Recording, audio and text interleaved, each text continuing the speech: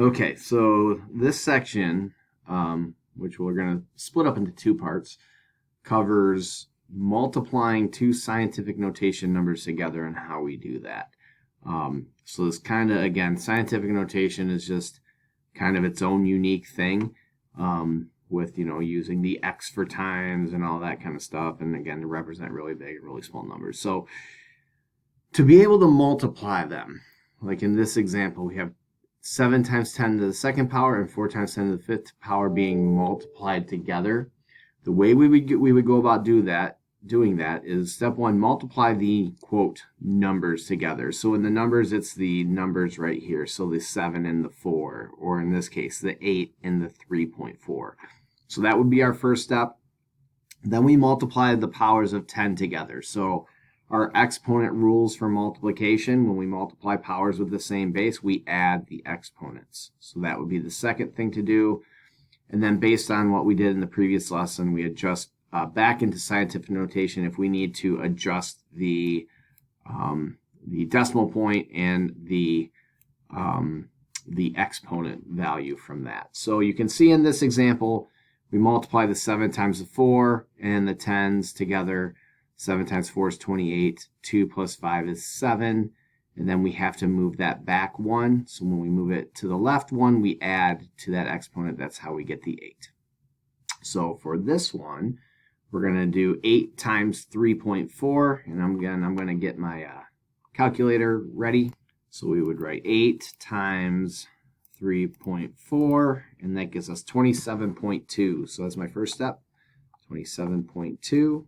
times 10, and then we're adding 2 and negative 8. So we have to add those together. 2 plus negative 8, and that gives us a negative 6 for that exponent, negative 6. Now, again, this is not in scientific notation because this number is not between 1 and 10, so we need to move that decimal over one space so that it is 2.72. And if we move it to the left, we would add to the exponent, and we moved it to the left one space. So we have to add 1 to negative 6. Negative 6 plus 1, that gives us negative 5, so this will be times 10 to the negative 5th power.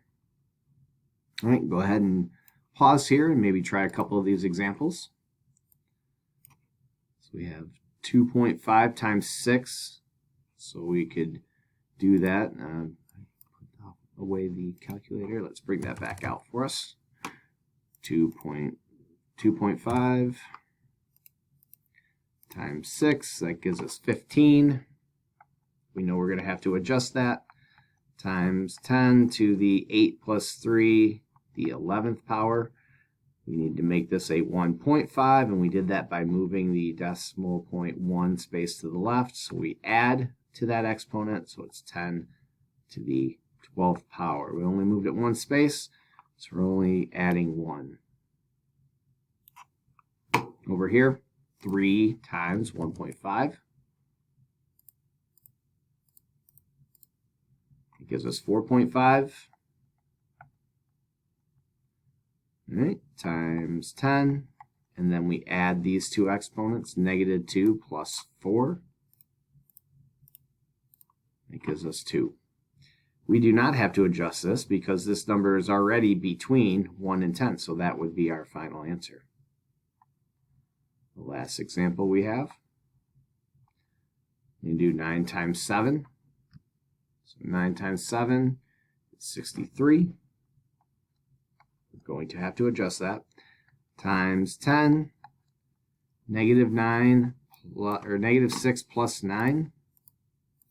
Or plus negative 9, I should say.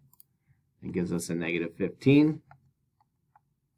Again, we have to move that over so that it's 6.3 times 10 to the, and we are moving to the left, so we add 1, negative 15 plus 1, right? Again, if you're still confused on the integer rules, just type it in the calculator, negative 14. So that is how we multiply two scientific notation numbers.